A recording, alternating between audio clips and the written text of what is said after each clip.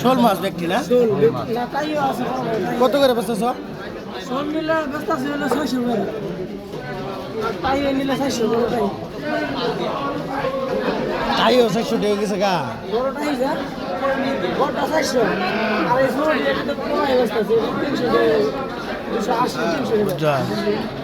তাই মাছ আমি 50 টাকা নিয়েছি নদীর দিকে।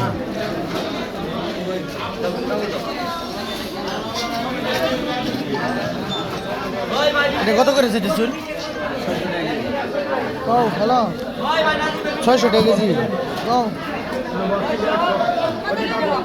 মাছ আমাকে বুগাই নদীর 600 টাকা কেজি।